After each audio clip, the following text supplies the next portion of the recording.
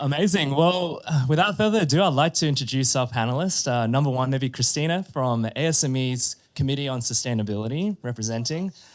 We have Ephraim, who has not only led the Green Skills Report, but has an elongated role title that I can't even sort of state, but doing great work here. And then we also have Sonia. Great to meet you. And in fact, if you could shuffle one down, that would be perfect, amazing. But I definitely want this to not be too starky. We're still a startup, we're a growing company. So if you want to applaud, if you want to say things like we're here, shout it out, click, clap. We want this to be as interactive as possible. So every single one of you here, by the way, we had 400 RSVPs, but each of you were curated specifically to come. So I really appreciate your attendance, despite the traffic here at the UN. Well, why don't we dive into it? And you know us. If you haven't known us as OnePointFive, we're a climate advisory and academy. We're here to future-proof the workforce as well as your organization. And we believe that that is done by actually upskilling individuals, of which we have graduates from our academy that you'll hear about later in this room, as well as people who are now leading sustainability, hiring managers, executives. Everyone that's here in this room is having a part to play. So with that, if you haven't noticed, we'll be talking a lot about our playbook today, particularly the insights. And we would hate for you to go away without some actual facts and data. So as we dive in, if you didn't know, there is a business case to double our climate workforce. If you didn't know about this, the global stocktake of LinkedIn's report that Ephraim can cover, if we don't double our workforce by 2050, we are going to be at severe risk of not being able to meet our net zero goals. And that's not even just in 2050, that's today's trend, where we've seen an increase in the number of green skills, jobs requiring green skills are 2 times outpacing the jobs and talent available to work on it. So that's number one. Number two is that we need more agile, practical upskilling, which is better than investing into the sustainability unicorn, which we know is limited. And if you don't know that, we'll show you what that means.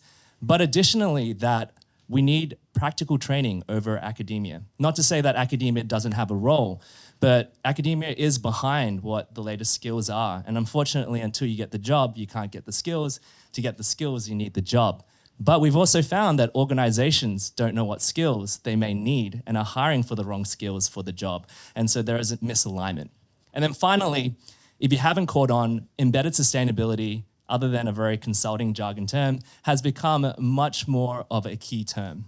We know for a fact that even a couple years ago, who can remember Lean Six Sigma or PMP? Does anyone remember those things? Where we thought, we need accreditation to get some type of process optimization. We need to learn project management. But then it wasn't very long until we realized that, no, actually every single business leader needs these skills.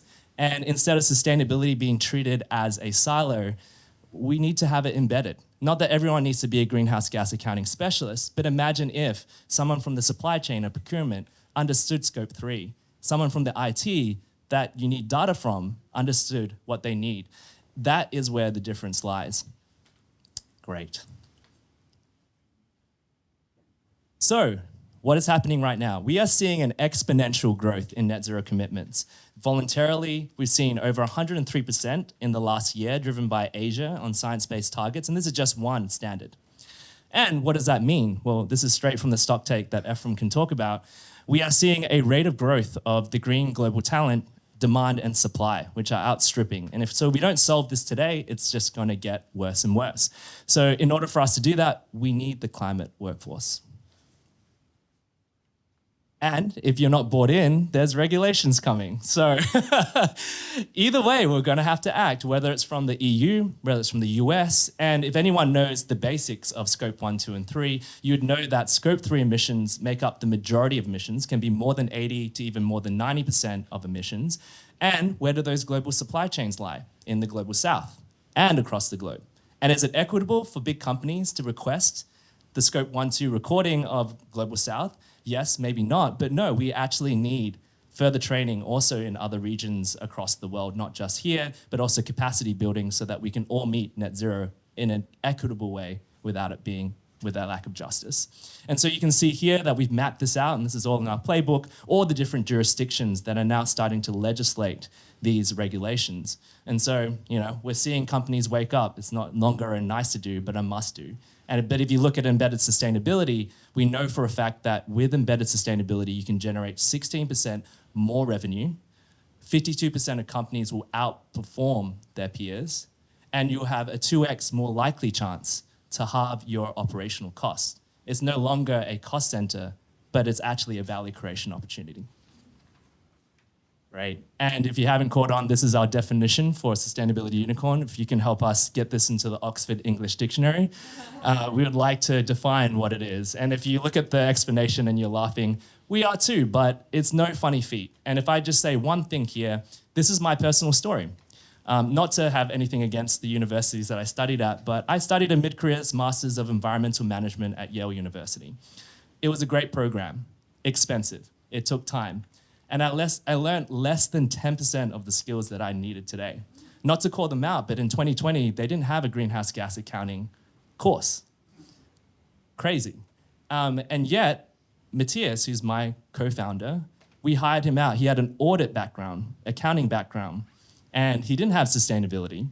We brought him in because we saw the overlaps, the zones of genius, the diamond in the rough that he could be, because audit skills are much more important and harder to gain than, say, teaching someone about greenhouse gas accounting. And now he's one of the experts. And so we need to lead by example. We can't just look for the sustainability unicorn because we're really missing a wider talent pool. And then as we go on, it's not just a demand, but it is a supply side. So if we actually found that organizations are not hiring for the right roles. We know that job descriptions requesting 15 years of experience, I wouldn't even qualify for that.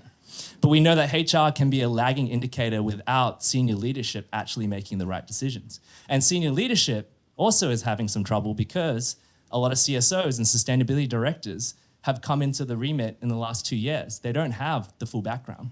And so therefore, how do you guide the right hiring? And upskilling cannot be about planetary boundaries, which is important. It needs to actually be about the hard skills that we need. And so we're seeing training offerings at organizations not meeting the requirements of the full organization, of which we're trying to help fill. And then finally, on the supply side, as much as individuals need to understand what their overlapping skills are, which are different to what you might think, honestly, supply chain skills, audit skills, data modeling skills, change management, stakeholder management, they're actually really important, even though none of those are technical. But they also need to invest into their skills, not as individuals, but hopefully organizations able to foot the bill to upskill existing talent. And so with that, that is part of our part one, to give you a bit of a snapshot. And so as we dive in, we have esteemed guests here that can dive in not only from the broad green skills with Ephraim, but also from industry, with Sonia from Managing Director of Amber Infrastructure, a multi-billion-dollar fund invested in energy and transportation around the globe, plus many other sectors, with Christina, who is one of the committees of sustainability leads, but also from industry itself. So with that long introduction, Ephraim, tell us why you initially collaborated with OnePointFive, because you kindly provided us data for our playbook as well as your own report. And tell me what insights really resonated with you the most in this playbook and why. Thanks, Neil. I'll answer your question in a second. Just quick show of hands. If you're here and you would call yourself a workforce person, a workforce or jobs person, just raise your hand. Okay, cool. Now raise your hand if you call yourself a climate person. Cool. I'm here because OnePointFive can bring you guys together. That is what we need to do. We need these groups to talk to each other more. Data like ours can help facilitate that conversation. When I think about what our data, we've done green skills reports now. This is our third year doing it. And we've been doing it really since COP26, so 2021. And we just, LinkedIn, we have 1 billion people who use our platform. 65 million companies, millions of job postings, which allow us to say some pretty interesting things about the economy and the world of work. We can see how jobs are changing and how new skills and jobs are showing up across the labor market. We can see how things like climate change are changing the world of work and how the world of work must respond to drive climate action. So we can say something like, based on what we've seen in the data, we project from 2015 to 2030 that the average job will see 65% skills turnover. Meaning, if you think about your job in 2015, just imagine your job was 30 skills. When you do that, doing that exact same job in 2030 will require 18 different skills. And those skills are going to overwhelmingly be digital and AI, they're going to be human, and they're going to be green. And we can just think about how every job has this climate version of itself. Now, we can put these insights out there. We've done this a few times, and we often get this question: what does this mean for me as a job seeker? What does this mean for me as an employer? What does this mean for me as a policymaker? And so one of the things when I talked to Matthias and Neil, we've been kind of co-conspiring about what can we do together. And the playbook is one of the ways that you can talk to employers and job seekers about what these types of insights mean. Because what we know is that there are many people who have a lot of the skills you need, and you have to kind of look outside your traditional talent pools. So Neil, I think, really eloquently talked about how we need to double the green talent pool in order just to meet employer demand. And now, employer demand is probably a lagging indicator of planetary need. And so what that means is if we want to hit our climate targets, if we want to triple renewables, double energy efficiency, do all the things we say in our sustainability reports and all of science-backed targets, we need a workforce to get it done. And what we see in the data is we're at risk of not having that happen right now.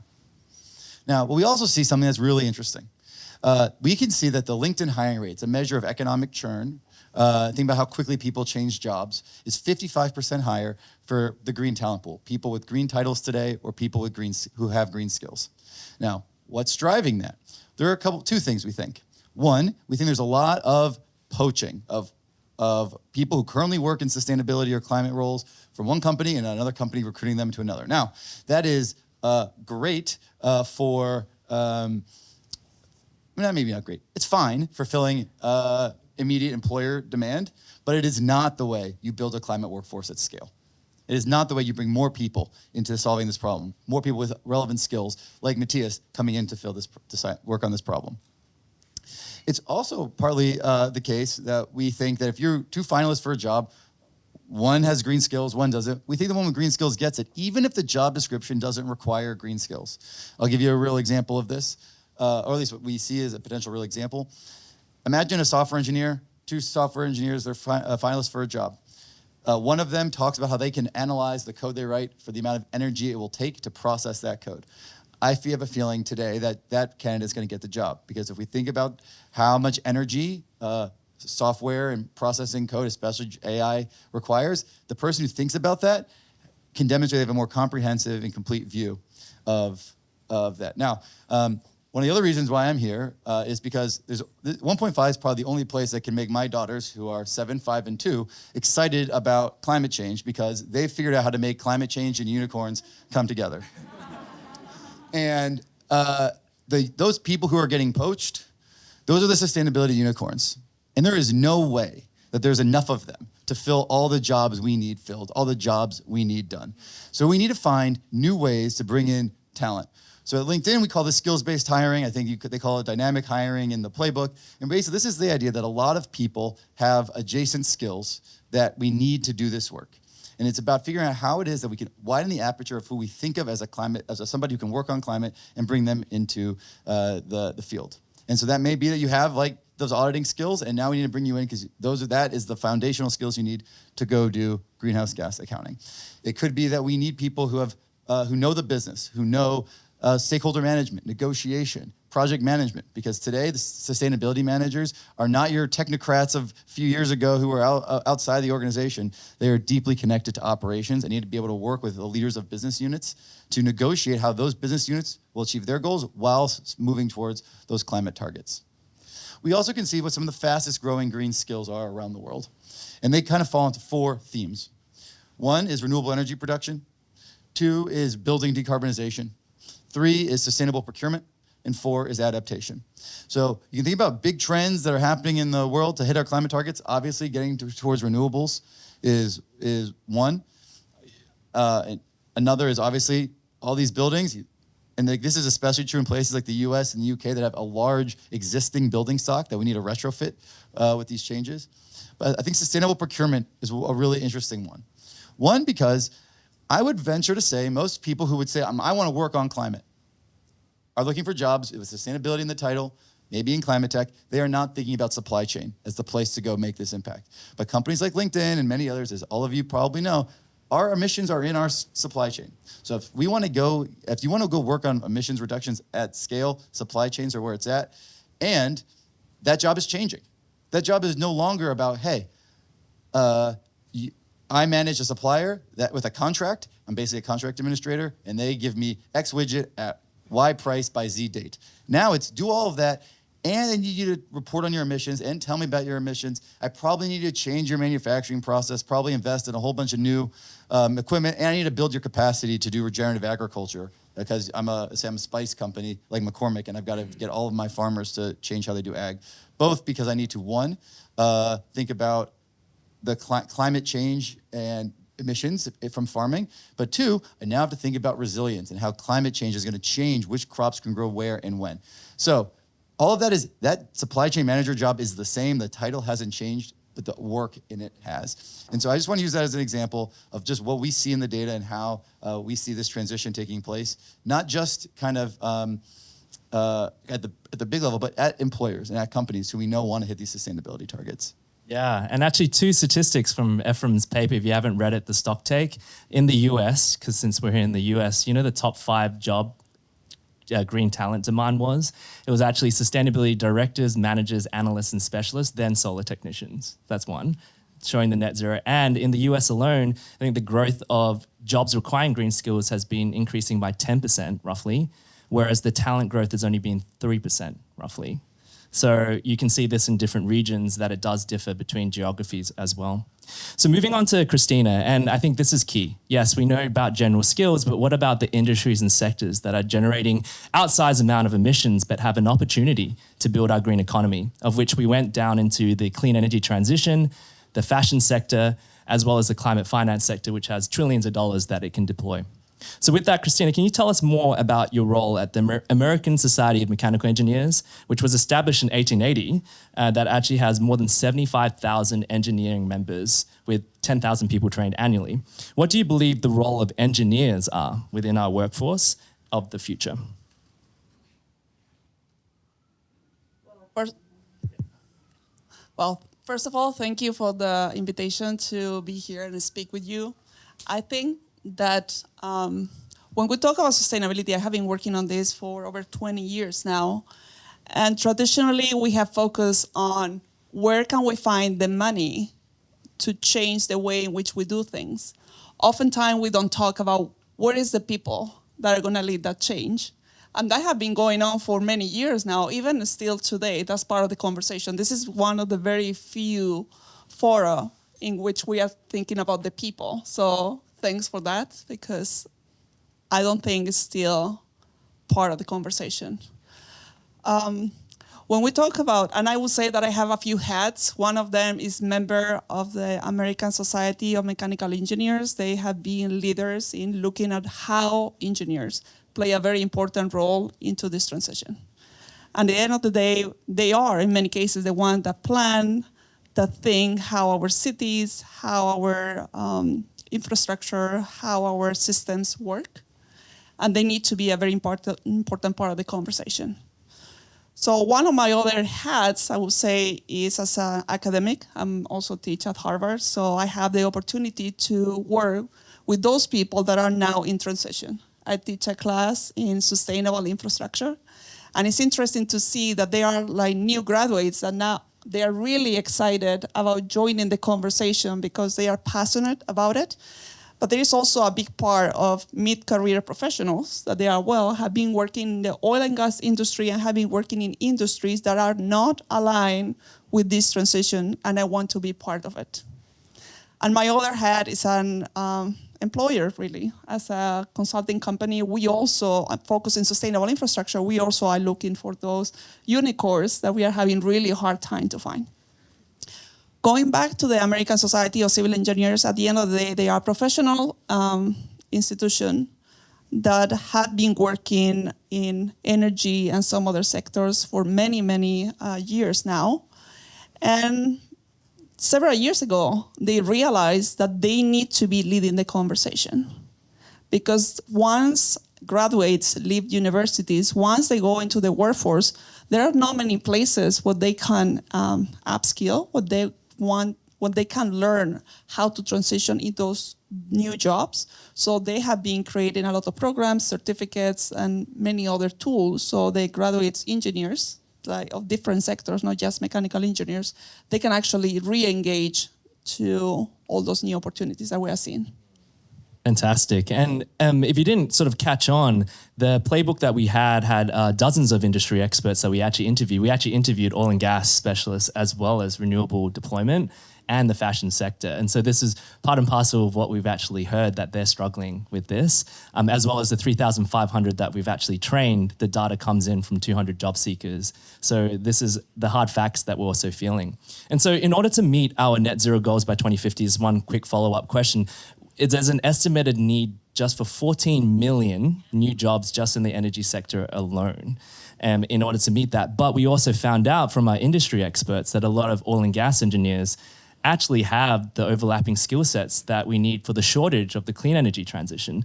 So can you maybe walk through this about this hearing of the shortage of blue or green collar workers that are critical for our clean energy transition, particularly when there are like talent out there? Yeah, I think that we need to have an integrated approach. I think that we need to go for, as I mentioned, new graduates.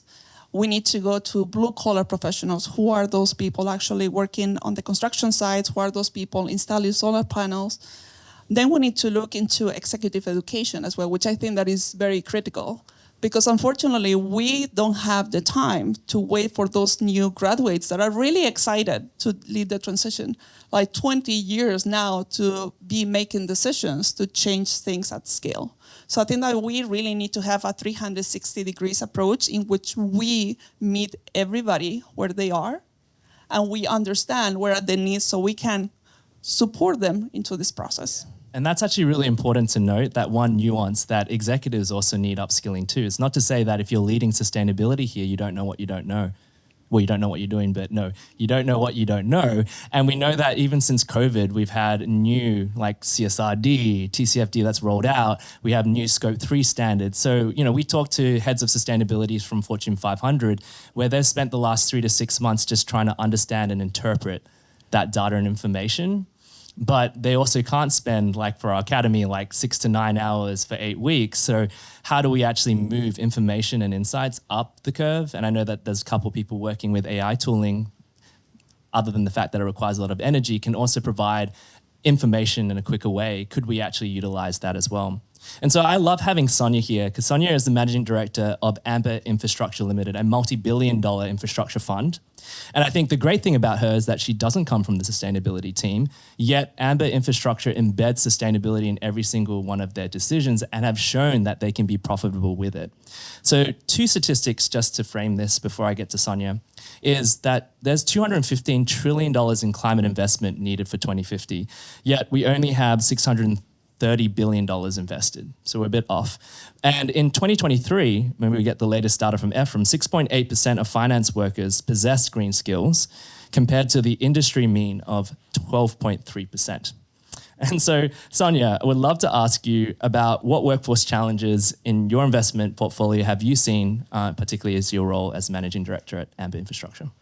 Thank you. And thank you for having me and being interested in Amber and our approach to sustainability. I don't need my notes for this question. So Amber is an investor and a fund manager in infrastructure. So we deliver infrastructure that contributes to the decarbonisation agenda. And we're talking about solar projects, hydro projects, wind projects, transmission, cold storage facilities. So I'm coming from the perspective of looking at this as an investor and an employer and a fund manager and an employer of talent that can operate and maintain our assets to optimise performance and make sure that they are generating renewable energy. I've got to say that we constantly have a shortage of talent across the board, not just for green green skills. So it's not it's a massive deficit that we're facing, but it's something that we address in the ordinary course of our business in looking for people who are skilled and can operate and optimize the performance of our assets, both to produce financial outcomes for us and the social and environmental outcomes that we're seeking to achieve. We have, sorry, I've just lost my train of thought. I want to give you one example that sort of highlights this, and it's we're not recruiting or employing people at scale in the way that you've talked about, and we have some very sort of niche needs in terms of the assets that we have. So I'll give you an example.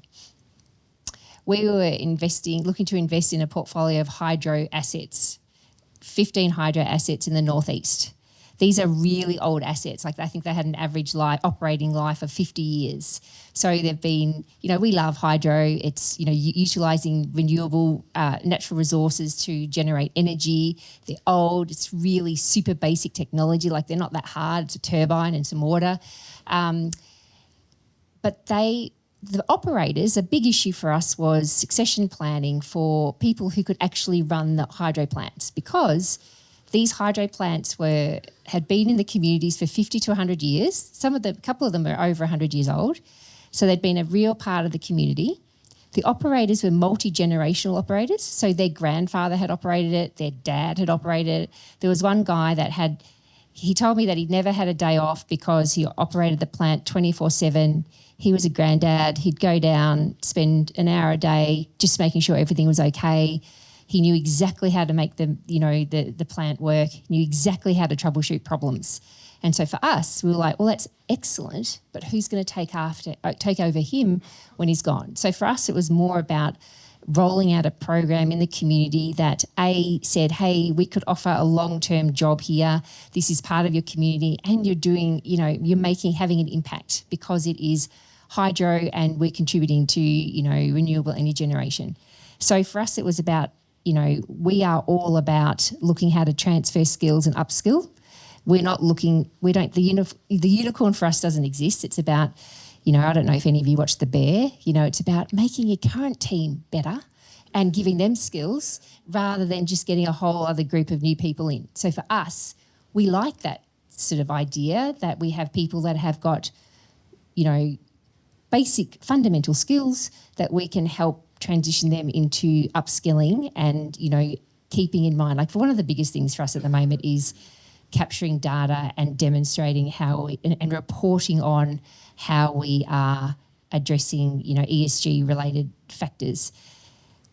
We manage a fund of 41 solar assets in the US, and we need someone at the moment who can be solely focused on data and looking at how we can better operate and maintain these assets. So looking at generation data, telling us where the one dodgy inverter is, getting our O&M team to go and fix it, and then getting it back online. So for us, it's about data, capturing and applying that data to inform operations and maintenance practices.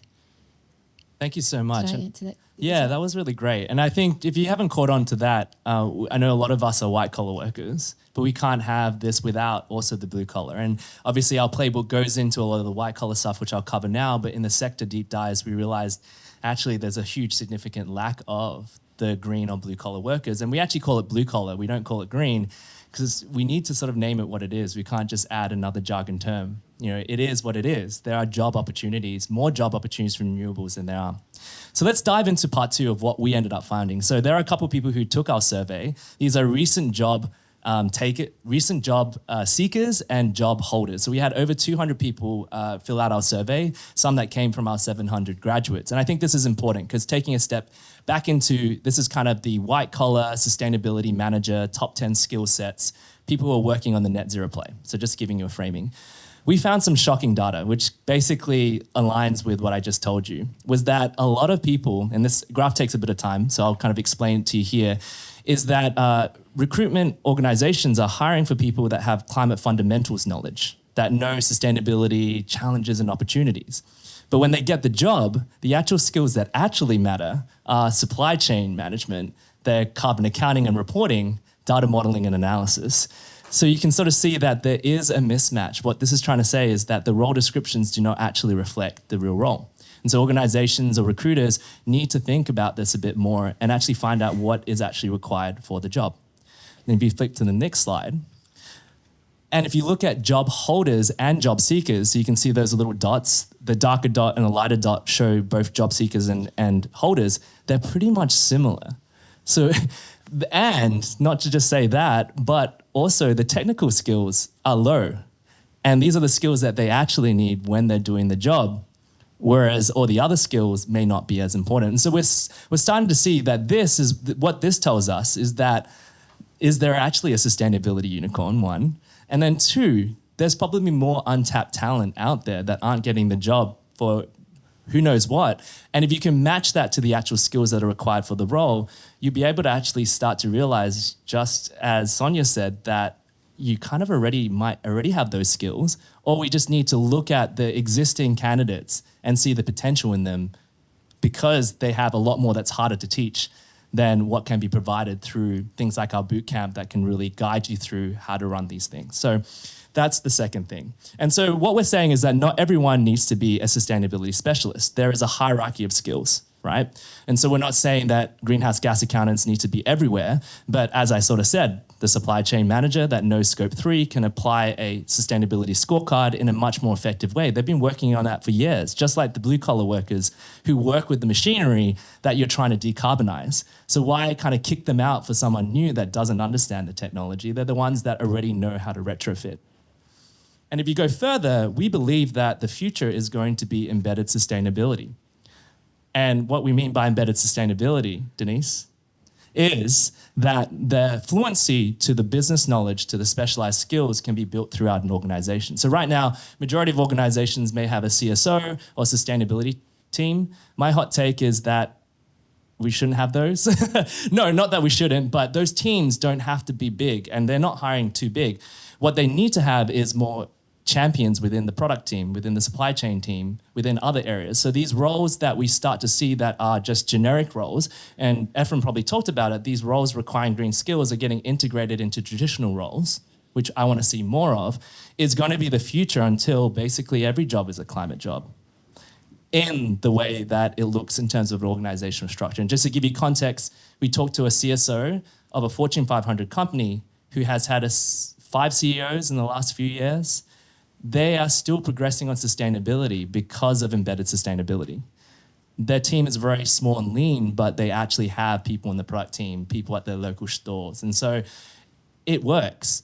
And there's value chain. Even if politically things change, even if CEOs change, we can and now should be thinking about this synonymously, not as a silo, but as embedded. Great.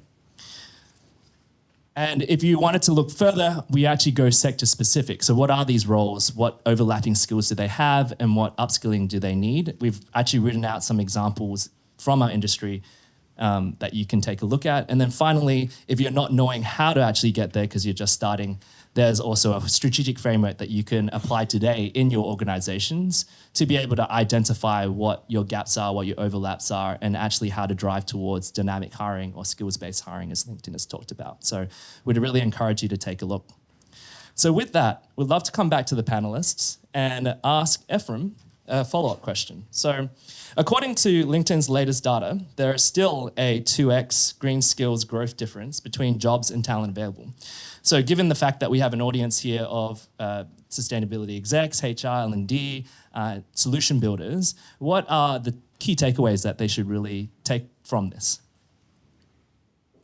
So I think one is that a lot of the workforce you might be looking for have a lot of the skills, but they may be doing something else. So I was talking to one renewable energy asset management company who was saying, yeah, we just poach from other renewable energy asset management companies until we realized we just couldn't keep doing that anymore. We had to find someone else. And it turned out that we found people who managed certain types of other types of commercial real estate had a lot of the same skills. And they even called out people who managed senior care facilities. And senior care facilities have a couple of interesting similarities between power plant. And one is they have very few buyers. So you think about a utility and Medicare. So you've got basically someone who sets the rules. You're negotiating with one buyer. So you've got kind of in there, they clearly need you to provide the service. That relationship plus kind of some operational similarities in terms of complexity, dealing with tax code, all of those things were pretty similar. Now, they only figured that out because they started interviewing candidates and saw someone who had those skills. And then that opened the aperture, widened the aperture for who they thought could become an asset manager of a renewable power plant. And so I think when I think about what this means in practice, that is an example of how I was like, I would not have made that connection, but they made that connection. So I think two things are simultaneously true. One is that not enough workers have green skills, the skills directly related to, greening the planet. And there are more workers than we think have skills necessary to contribute to climate action. We still need people who are marketers and in finance and who build software to do this work.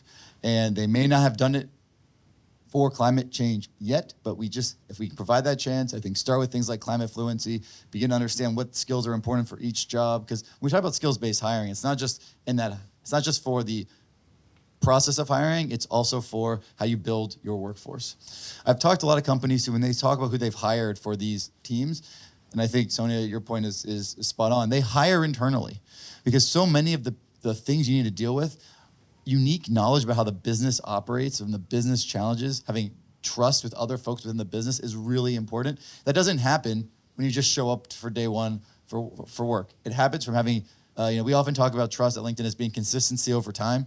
And if you're someone who's consistently been working and been a good partner, when you're coming now in a new role, one that's as important as sustainability, I think that that helps move the needle forward. I also think there was, something that stuck with me this Climate Week is literally the first event I went to a Climate Week started off with this quote, which is the best way to talk about climate is to not talk about climate. And I think for a lot of what we're talking about, this isn't we all probably are here because we care about saving the planet. But for a lot of people, this is just where their job is going. This is just where the business needs to go. If you are, I was talking to the Development Finance Corporation. If you are managing investments all over the world and you're not thinking about how climate change presents a risk to that investment, that's just what the world is today. And I think that's what businesses need to do today. So when we think about why you would want to learn green skills in your job, it's not because HR is oh yeah, this is good for the planet, we're gonna make everybody be helpful. No, this is because for our company, this is a core business priority to be able to deliver on XYZ outcomes that are tied to these sets of skills. And that's a really good thing. Let me give you 3 case studies from our actual graduate community that would be interesting to you. We had one person do our course who was a JetBlue flight attendant. She's now working as in the sustainability team of JetBlue. Number 1, internal transfer. Isn't that great? Number 2 is we had tech people from the tech industry and they've been cutting jobs. Tech sales weren't able to understand sustainability. They did our work and now they're working for climate tech sales and that kind of transition. And then the final one I'll tell you is not even someone that was trying to change jobs. They literally were passionate about climate and were part of a climate community in their organization. They lobbied their HR to actually send 5 people our way. We trained them, can't announce it quite yet, but these are software engineers and engineers who are just working their day job. They're now leading the net zero commitment for their organization. They're not even in the sustainability team. So what I'm just trying to say is that we're just thinking about things a bit off. And so with that, Ephraim, one other follow-up question I have for you is, you've noticed on the LinkedIn side that there are hundreds of new green skills that are showing up. This is not just a once-off activity. In fact, green skills are moving as our technology is developing. So can you talk to us about what that means? Why does it mean? What advice do we need to sort of keep up? So I think when we often talk about transitions and learning new skills, at least one of the ways I think we misconceive of that transition is there's a finite list of skills that we have to learn a few of from that list. We check our box and we say, we're ready. We've done it. Truth is, what we've actually seen is that's not how these transitions play out in practice. And I can think about the AI transition as being very similar. There's a whole bunch of skills you need to know today that we didn't even know existed a few years ago. And I think the same thing is true for climate and green. One example, so we regularly update our list of green skills, and there's this new skill that caught my eye, which is software carbon intensity. It's the skill you need if you're an engineer to measure how much emissions are required to process one line of your code. And it turns out that the index that you would even be using wasn't even created till 2021. So that is a brand new, hot off the press skill, and it's growing fast enough that it shows up in our data. And I think that's just an example, one, of, hey, if you're in the industry, here are the skills, the standards you're gonna have to learn that are different than you were before. And I think when we think about how to transitions, it's not just about what skills you need to know today, it's being prepared to see how the world is gonna change around you and know, like, hey, this is what you're gonna have to know. I'm on the public policy team at LinkedIn. If I don't know what scope 1, scope 2, scope 3 are today, I didn't have to know it 4 years ago, I have to know it now. If I don't know about transmission policy, again, another area essential to us hitting our climate goals, not an area that you had to think about as a public policy professional in a tech company a few years ago. And so these are some things we know about and some things we don't. And we just gotta be ready for how that transition is gonna play out and be ready to kind of learn skills as these trends require us to do so. So if skills are changing and they're constantly changing quickly, I'm going to have a hot take here, but I think we need to disrupt academia in the sense that how often is curriculum updated to actually meet the practical needs, and practically how do we actually work on it? And the irony is that one of our top applicants for our academy, because we have data, are Masters of Sustainability students from the top universities around the States. Doesn't that show you something? And not everyone has tens of thousands of dollars. We don't have years to spend. And so I really feel like just like boot camps in the 2000 trained the IT workers with the internet boom, you remember that? Where software engineers had to stand up and say, we're going to teach software engineers even though the coding hasn't been developed. We are seeing a similar wave in sustainability. And so we're happy to be practitioners. I think the fact that we actually work on the work allows us to bring in real case studies and then provide those skill sets in a much more affordable and actually pragmatic way. And so I really hope there are solution builders here, and I know quite a few here are working on their own training platforms. I think we need more of that. And if we can keep up to date in faster ways through AI development, I think we can get a lot further. So coming to Christina, you are a researcher and instructor at Harvard University. Not to call out anything just before, I didn't mean to do that. But the question I actually have for you is, can you tell us what you've noticed about professional personas over the past few years to recently who have attended Harvard, particularly those that are trying to transition into the climate workforce? And I would love to sort of know your thoughts about where academia can play a role versus may fall short and how we can collaborate together. Thank you so much. So before answering that question, I would like to make zoom out, because I think that there is something very fundamental that is a key challenge. That is, what do we understand for sustainability? So we have here a couple hundred people. So if we ask around, probably each have a different definition of what a sustainable professional is. So I think that is very important that we understand what are the skills that we are looking for. Because we use sustainability, we use climate, we use resilience, we use a lot of different terms, and those are not the same. So for me, for instance, when I talk about sustainability, I look at the environmental part, at the social part, at the economic part, and the institutional or policy part that we need to make sure that whatever we are doing is sustainable. When we talk about climate and we want an expert on climate, that's something that's a subset of sustainability. So will that person need to understand what is happening to communities when we are creating jobs in that area? Will that person need to understand what's the cost-benefit analysis of the solution that we have provided? Maybe not. So the first thing, I believe that we need to be very specific about what do we need and what are the skills that we believe those people need. And I think that will help us find the unicorn, right? Because sustainability can be anything. Something that I'm observing in the academic setting is the profile of the people going into it is changing a lot. Traditionally, we might have somebody that was maybe an engineer, that was an economist, that was a lawyer, that was whatever profession that was, and they wanted to incorporate sustainability of a previous existing expertise. Now we have people which major is sustainability. So they might not have the hardcore competencies that existed before, So how those people being generalists can go into the workforce, be in the fashion industry, the engineering industry, any kind of industry, and still make a change. So we didn't have those ones before, because you would say like, okay, I'm an engineer working in this discipline. That might be the case now, but might not be the case. And the way in which we find a good role and a good position for that person is important. Yeah, just on that note, with the fashion people that we talked about, fashion industry experience is really important for fashion decarb. And I think we've kind of flipped the nut in terms of how we hire for it. I think that's a great observation. And maybe just to follow on, what role do you see academia play? Because I'm not trying to cancel academia. I'm just saying there is a role versus, I guess, the role of this rapidly changing green steel space.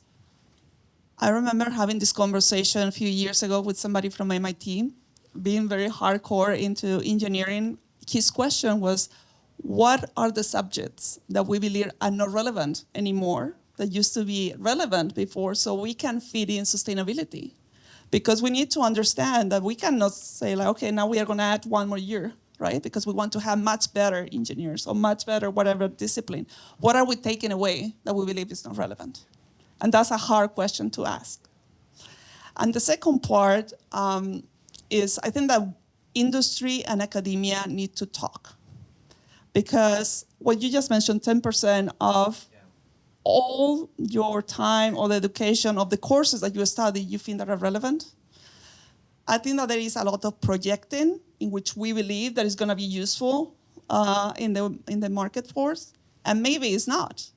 We might think like, okay, it's going to be great if everyone becomes a researcher. All the problems will be solved. That's what most people in academia will tell you. We need more researchers, right? And probably if we talk here with industry leaders, they are like, researchers, why? We need people getting the job done, right? So I think that we need much closer collaboration between industry and academia, so we make sure that the people that after so much time, so much effort, and so much money, honestly, they are like better positioned to get those jobs that we have here. And I think that's a fair point. Academia, where I gained at Yale, because I don't want to cancel them out, I might lose my degree, but is the environmental sciences fundamentals. It was the policy sides, certain things that aren't as quick moving.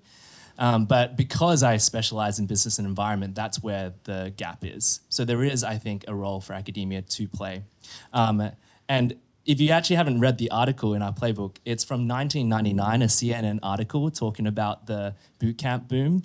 They actually wrote that this is not about dropping your hiring standards. I'm not saying to lower your hiring standards, it's to change the perspectives of your hiring. And that's the difference. Because people were trying to hire 4-year degree undergrads or even master's students into software, but that wasn't quick enough and wasn't relevant enough. So we need to also then shift how we acknowledge someone's CV that might not look like something that you're used to seeing, knowing if I've already proven to you that that doesn't really make a difference.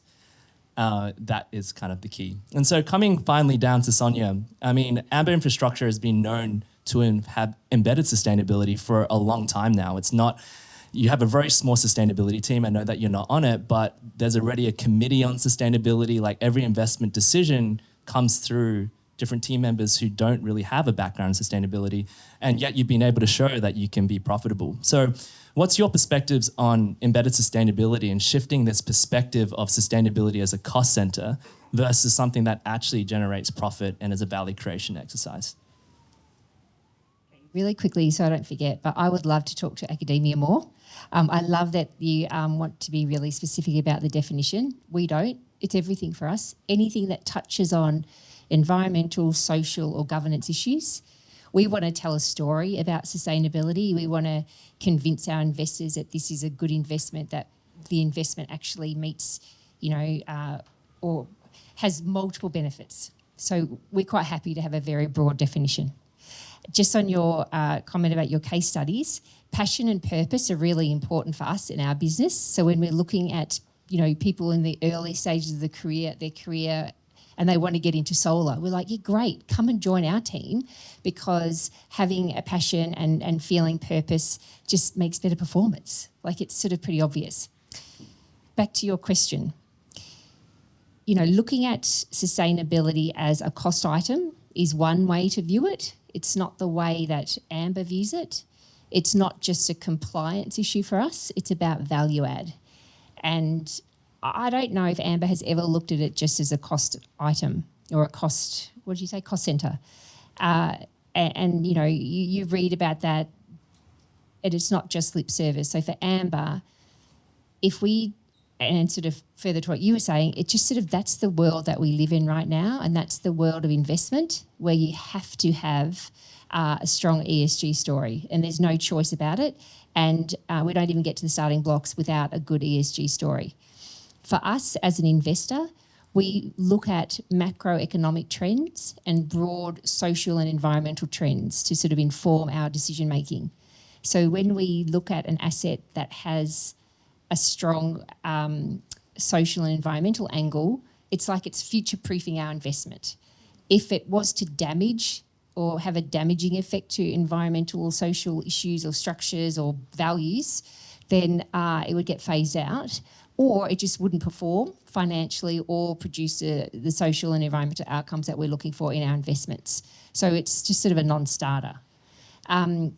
As a fund manager, we're driven by what our institutional investors want, and they all want a strong ESG story. They want a financially lucrative investment that has all the plus. So it has to have a great ESG story, and we have to be able to demonstrate that, and we have to have very clear and transparent reporting of the demonstrable impact that we're having from an ESG perspective. So it's no longer sort of a nice to have. It's just, like you said, it just is what it is, and you either get with the program or you don't succeed, you don't get investments, you don't get money under management. So it's, you know, that's just how it is. And the third thing that I would say is, as a business, we also take ESG. So I'd say sustainability is anything that falls within ESG, which is sort of everything. We take it seriously. We have a dedicated ESG team. We have an that sort of, you know, is involved in research initiatives to make sure that we are at the forefront or understand emerging ESG practices and best standards, because it's all about making sure that we comply and demonstrate that we're adhering to best standards. There is an ESG committee and I am on that committee that sort of, you know, tries to set firm-wide sort of focus areas to make sure that we can produce, you know, thought-provoking materials to say to investors, you know, trust us because we're really into it and we'll be into it on your behalf. So for us, it is a big part of, you know, the business, and it always has been. And in terms of the investment process, it is, you know, from a screening perspective, when we originate transactions, when we diligence them, it's, you know, 15 years ago, I remember when I worked at a previous firm and I was much younger and more hopeful, we used to have these ESG spreadsheets, and you just tick the box and you go, oh, I don't know, I haven't got any data to support this, but I know that we held like one forum. So yes, social engagement, yes, you know, and you'd go through all these items. And now it's data driven. We've got to show a track record of it. It has to be much more thoughtful and comprehensive. So my point to that is that for Amber, it is just embedded in everything that we do, so that it's just part of the investment process. But until this panel, I had never really referred to it as embedded sustainability, but I now use that as my term because I think it is really good, and it does reflect how we approach sustainability and ESG. You know, so it's funny. There's a story that stands out to me, kind of that builds upon what both Christina and Sonia had, which is if there was a day in July where a bridge between Manhattan and the Bronx couldn't close. Anyone in New York remember this? And the reason it couldn't close is because it was like the hottest day ever in New York, and the bridge had expanded so much that it couldn't close. Now, if you had a sustainability unicorn and a sustainability role at the city of New York, that person would never have figured out that was going to ever happen.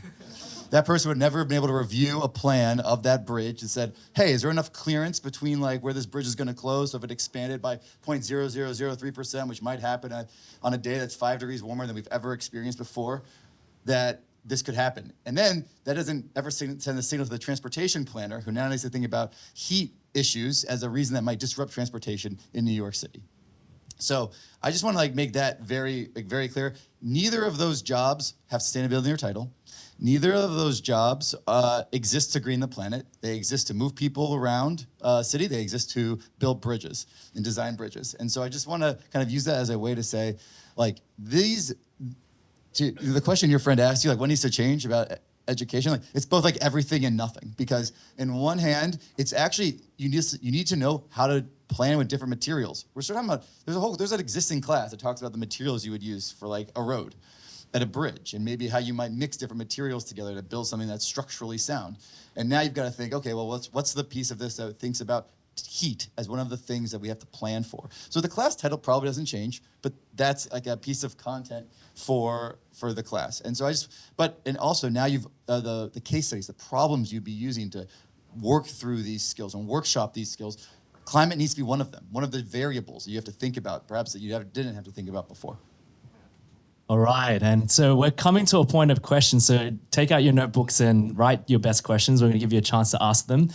Two things I would mention is that our food got stuck in the UN traffic, so it's just arrived. So later after this, you can grab a bite and network, stick around. We've got coffee at the back. But do set down some of your questions as I bring this to a close. I feel you learned something. So coming down into part 3, what role do we have to play in this? Well, we've done over 100 net zero projects. And there was an irony behind it before we even started the academy that some of my advisors were like, do you really want to build this academy? Because basically what you're doing is sharing people how you do your work. So doesn't that cannibalize your work? And I actually said, well, that's great, because we have too many sustainability specialists, contractors, consultants that say, don't worry about it. It's a black box. We'll come in and handle it. But that is clearly not going to solve the systemic issues that we need, is that we need just traditional workers to know this stuff. We need people to enter in. And in fact, when we launched an internship, we'd get 200 applicants. And I'd be like, why? It's like, we just don't have the experience. We want to get the role. And so my kind of goal is, can we rise the sea level so that all this stuff that shouldn't be complex? I actually heard this yesterday from the head of EDF, and she said 2 things. One is that we should have done reporting and disclosures 10 years ago because we don't have time. But we know that these will help within a couple of years to decarbonize. We've seen the studies. I can't remember the second thing, which is very unusual of me. But then what we ended up doing was we built this 8-week program. And so kind of like flipping through, yes, here, to sort of help people. It's like, it really caters more to like junior to mid-level, because it's like 6 to 9 hours, 8-week curriculum. And we're thinking about executives who also need this training. So we've had some VPs of sustainability from the top firms do it, and like, I just don't have the time. And so we're trying to think about, this is why we did the playbook, like how do we sort of change like educational modules in a way that they can reach even the top parts of the organization, even the side parts of the organization, but also give fundamental training to other individuals. And what we believe, and this is Seth Godin's work, by the way. So Seth Godin's actually an advisor of ours, which has been great. He wrote the Carbon Almanac. He's also a great American author on marketing. He had the Alt MBA. I don't know if anyone's noticed the Alt MBA. It was like an alternate MBA before cohort-based learning was a thing. So he's actually advised us, and we built like the Alt Climate MBA, which was kind of what the academy was based on. And what he told me is that you don't learn the actual skills when you just learn curriculum. Otherwise, Coursera, Udemy probably would have taken over the world by now. You actually learn when you apply that. You actually do the work. And so we actually require people, once they learn Scope 1, 2, 3, to actually build an emissions model with our nonprofit partner Change Climate Project. But additionally to that, everything works on networks, right? So it's not just the community peer network, but it's the execs, the industry experts like Ephraim and Sonia and Christina to actually come in and speak about the actual challenges. So we brought in like C-suite, and these people are the ones that saying, actually in real practice, this is where we fell short in Scope 3, and here's the reason why. And so this is kind of our theory of change, of disrupting through micro-credentials. And what have we achieved? Well, I'm glad to announce we've reached over 700 graduates from 45 countries in just the last 18 months. And so, yeah. And 100% of our fellows have reported this. And so the data actually shows you, this is the before and after of technical skill sets. It's almost a doubling up of their skill sets from when they first start. And that's where we've seen people now work at sustainability teams across CBS, Favera, like L'Oreal, Nike, you name it. In fact, I met the CSO of Nike the other day at the opening ceremony. I'm like, did you know that 2 of your colleagues, not in the sustainability team, from the cost team and the product team, have done our course? And she's like, had no idea. And I showed them the profiles and she was like, wow. So this is just not a sustainability team thing. Everyone should get involved and we need to find more ways. And so with that, to draw it to a close, would love any questions to ask the panelists. Yep, over there. Yeah, so my question, I run a staffing agency that focuses in renewable energy. As everyone knows, we're quite expensive. We can charge anywhere between $25,000 and $100,000 for replacement. Okay. Can you repeat that? Repeat that one time. Yeah. So I run a talent solutions or recruiting agency in the green energy space. Obviously, when we charge a fee, it's awfully expensive, and they expect the best from the people that we put forward. How can we incentivize hiring managers to take a risk on non-industry workers, especially when sometimes they cost the same as someone with green talent? This is also, I feel, exasperated by the fact that sometimes investors will put big targets for pipeline and success, all the rest of it, to these same managers. How can you financially incentivize these managers to take that risk on the non-industry worker?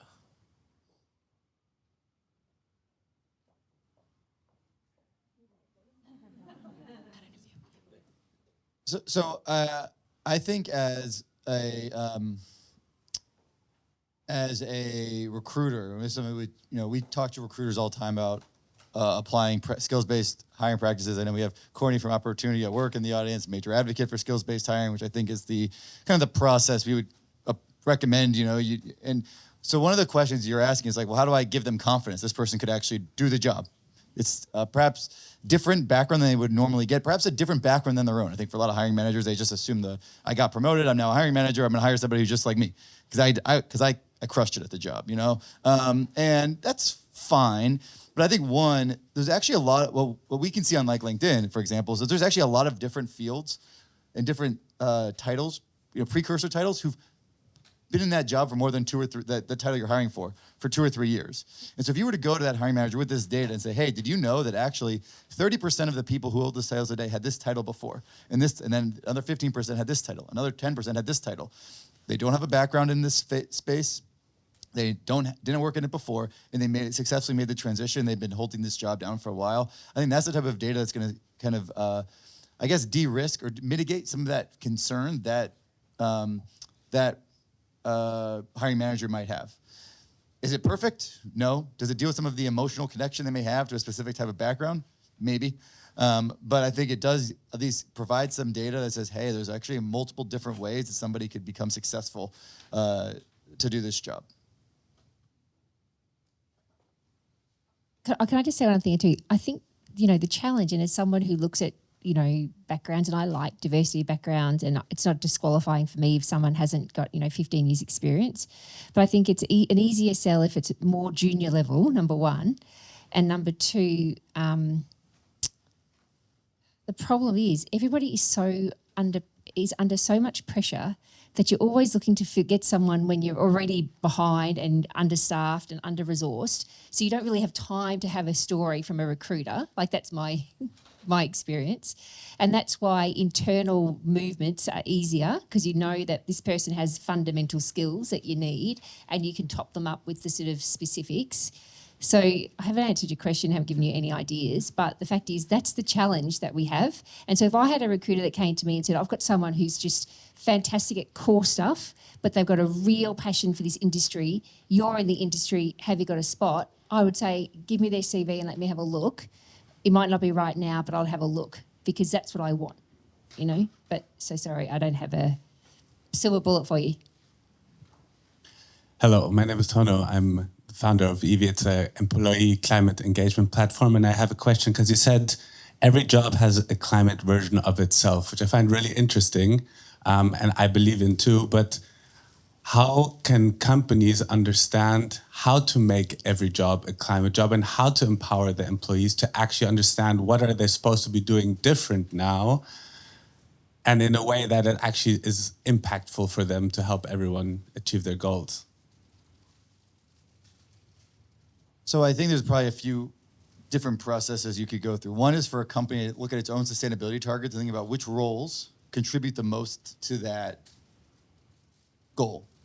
So, you know, we're a software company, software engineers. That's like, and that's a job that probably doesn't stand out to people as being obviously green, especially not at a company like LinkedIn, but we want to be 100% renewable. So, and we have to also, you know, now that we're using a lot more energy, you know, we're adding megawatts of capacity to bring Gen AI tools onto LinkedIn.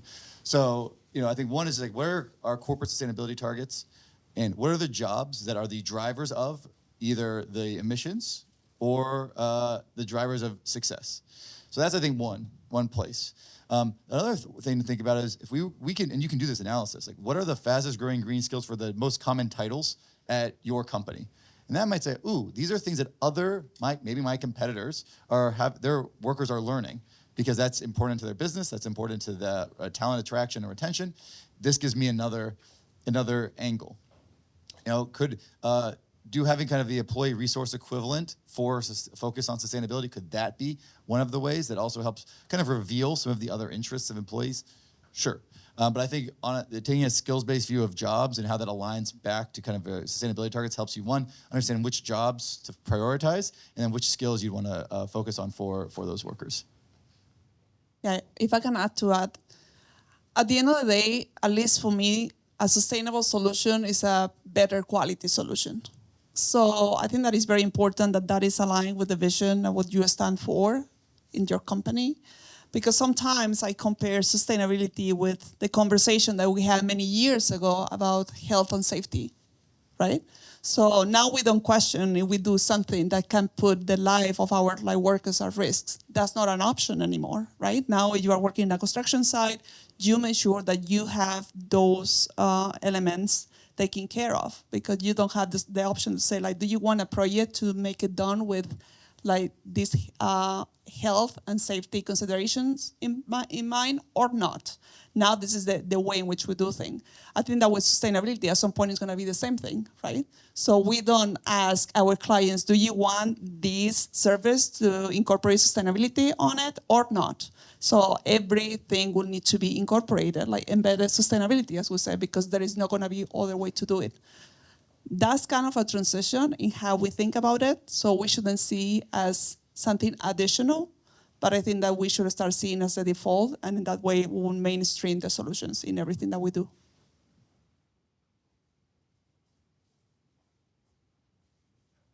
Hi, great panel. I'm Caroline D'Angelo from the Department of State. I'm the CSO, so I think about this from all four of your perspective. I've got a big workforce that we have people who are self-segregating into doing their own training. They love climate, they love sustainability. But a lot of those priority jobs that you just mentioned, Ephraim, they're not opting to take the sustainability training that we have available. So I'm wondering if any of the companies that you all work with or have represented in the past have created incentive programs, or how are you incentivizing the most important folks to take the training that they need to take? Is anyone from MasterCard in the room? Okay, good. So you're raising your hand because you're from MasterCard. So one of the things that MasterCard does that I think is super cool, and many of you may know this already, is they actually have a portion of everyone's bonus attached to the company achieving its ESG goals. And, you know, is the portion that large? I don't think so. But what it does is it makes everyone feel ownership of those goals. And look, I can't tell you if that's going to be the silver bullet, but I think that's just something that takes folks who may not have initially made a connection for this work to their job and said, hey, I now have some responsibility or ownership to helping us achieve our collective goal. And there's an individual benefit to collective progress. So I think like that could be one way. Now, obviously, the Department of State doesn't have that, but I think that may not have that option in its compensation package. But I think that those are examples of ways to create ownership that then have gotten more people to care about it.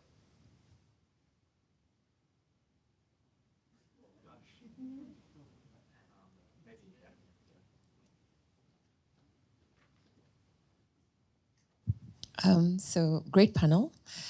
So my name is Sela Bogonko. I come from Africa, and I was really excited to come with my team to listen to this because I run Jacob's Ladder Africa, and we focus on workforce development for the continent. And listening to you guys, I feel a tad bit jealous in the sense that you have data, you have, numbers to back what you're doing. We fly blind, both from government perspective as well as for those of us that are implementing. And one of the things that we're looking to do is to do a skills survey to understand what is required and what's relevant for the continent in terms of the green transition.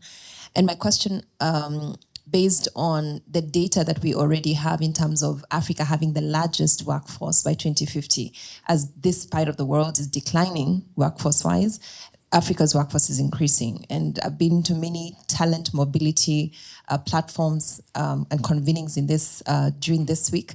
And there's a lot of talk about getting talent from Africa and the global south, generally speaking. So the question perhaps to Ephraim and Neil is, have you guys thought about Africa as a potential space in terms of skills development, and what are your views on what needs to be done? I can start on that. Maybe Ephraim might have it. We actually have academy graduates from Ethiopia, from Kenya, from Tanzania.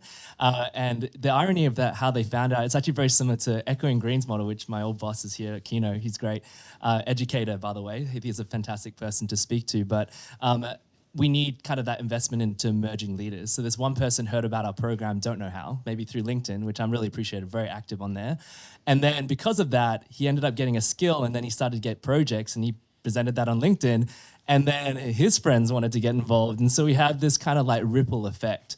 And so perhaps this might not fully answer the question, but I think you say that we have data. The skills are very overlapping to the global south. We just need more accessible ways to provide that content. I think one thing we're trying to do is we digitize all our content. Can we make like a cheaper foundations version of our cohort, knowing that it won't get the same outcomes, but we can then distribute out because these skills are overlapping. And then the other side of it is you shouldn't sort of not invest in the emerging leader, because then there's a ripple effect of what they can do out into their communities. So we're seeing it. Is it fast enough? No. Is it equitable? No. But I think everyone has a role to play, especially with technology these days, including AI and accessibility, that it's totally possible. And I wish more people did that.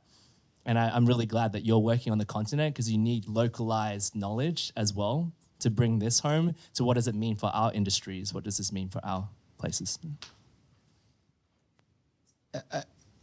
I love what Jacob's letter does. So I think it's just, I feel like you have so much, probably a lot more answers to this than I do. But I think there's a few things. One, and for everyone else in the room, like there's, what Stella's working on is a youth employment challenge, and those youth need jobs, and if those jobs aren't green, they'll take them anyway. Yeah. And so I think it's really important just to say, like, if we want. And Africa we have this amazing opportunity for Africa to develop and grow and be part of this solution and drive this solution. That only happens if the capital that we need to support the projects doing climate-related work gets deployed at the speed and scale for that to happen. Otherwise, when you I've been to COP, and you have a lot of the African countries talking about the growth of the oil and gas industry, and that is happening because that's where the jobs are coming. That is where there is demand, and that is fine, because that's how we're going to fill this. If that's how we're going to fill the employment gap, but it takes all of us collectively, all the folks over a few blocks or over down the street, to make sure that the financing and capital is there, so Africa can grow in this way that is, most advantageous for the planet and has those long-term job opportunities. So I think that's a place to start. For a company like LinkedIn, we look at Africa. That's our biggest growth market. There's a huge opportunity there. There's a lot of people who are going to be looking for jobs, looking for skills, a lot of companies looking for talent. And we do not want to have all of that talent be like, okay, I guess I got to go look to Europe or North America to find work. That can't be the solution. And so I think it goes back to how do we ensure that there is opportunities to build local companies, a lot of focus on entrepreneurship. I know the Department of State has a couple of efforts to grow entrepreneurship around the world, especially in Africa, especially on climate. And so to me, that's what we've got to be driving for, so that there are jobs for these youth to go into working on things that are both going to be good for the planet, but kind of represent that economic opportunity that the climate transition presents. Great. Well, look at that. We have food over there. Before you move, there's a lightning round that I love to finish off. This is basically kind of like a live academy panel. I normally do these online, so this is great. So what we love asking our panelists to finish off, and can be lightning, is what is your hot take? And 2, how can we support or follow your work? And so I'll start. We need to stop scouting the sustainability unicorn. all right? That's just firm. But we are on track and we can train and activate 100,000 sustainability professionals for 2030, which is our commitment as a climate advisory and academy.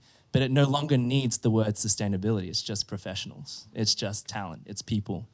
And so the way that you can help me is we're looking for partnerships. We're looking to figure out the way that we can make this net zero complexity just simpler, more accessible, more affordable, because what's at risk is our future. And so as we push this playbook out, we really want to know, how do we reach those people? We're not going to reach them through individuals paying for their own upskilling. We can only reach it with organizations from the top down, hiring recruiting managers, everyone together to figure out how do we make what we already have across the board in this room more accessible and mainstream.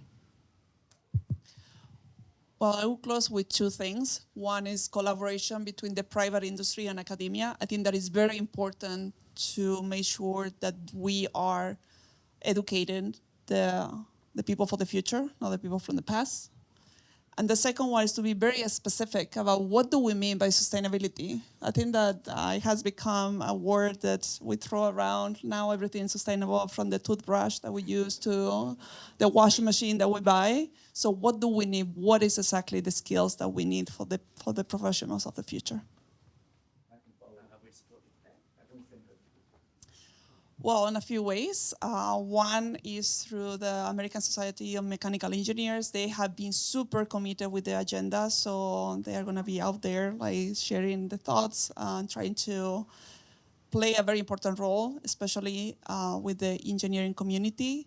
The other way is the company that I founded and I'm the CEO of is called Sinfranova. So we have also been very active in pushing the agenda, specifically when it comes to civil engineering and the global commitments at national levels for developing countries. So Sinfranova is also the way to go. I think we are moving in the right direction, but not fast enough. And all of us have a collective responsibility to accelerate us in the right direction in getting a workforce that can do this work. And I also think that there's an important moment coming up that is all the countries around the world, part of the Paris Agreement, are going to be putting out new climate commitments. And those climate commitments universally need to have commit to build a workforce that can get this done. Not because that automatically means it's going to happen, but that becomes an incredibly strong signal. Too often when we think about how we do upskilling and reskilling and just build skills in a workforce, we put the pressure on education, the education system, and kind of a series of organizations that exist to help people when they lose their jobs. That represents such a small percentage of the workforce who's going to contribute to this problem. Many of the people who contribute are gainfully employed at jobs right now. And that means we have to create signals to the market, to employers, that they have an important role to play in upskilling our workforce at the speed and scale necessary to meet the scope of the problem. I just want to repeat what they all said. No, but I'd say that the time is here, and I feel like we're in a really an unprecedented time where, from a financial investment perspective, we've got support of, investment, the Infrastructure Investments Act, the IRA, and there is a big move to make sure, push for private investment in infrastructure, and we have to make the most of it right now. And I'm at this lovely crossroads in my career where, for once, our investment policy aligns entirely with my personal values, because our focus is on infrastructure that can address the impacts of climate change and contribute to the decarbonisation agenda. And I feel really happy and lucky that I get to be being a decision maker in this time when this is our investment strategy, because it's perfectly aligned. The way that you can support me, and I'm really thankful for Matthias for asking me to join today, is because when he asked me, I was like, I don't have anything to contribute to a sustainability panel. I don't really do anything in sustainability, but as I've been listening, it really is embedded. It's just part of our thinking. And when you talk about not having sustainability in the job description, I wouldn't even look for it in the job description. I wouldn't even look for it in someone's CV. Is that's their experience? I would look at other things. So I feel like there's sort of for some of us who've been working it for a long time and have been part of the evolution, it's just sort of evolved without really realizing it. And I actually feel like I am doing something that's relevant to sustainability. So I think having more conversations like this and using our networks and working out where the intersections actually are, that is how you could support what we're doing. All right, a round of applause. Thank you so much. Oh man, really appreciate it. Please, we hate food waste, so grab some food even if you're grabbing it on the run, grab some coffee, and come and chat. If not, meet other people. We curated this group very intentionally, so go ahead. Thank you so much.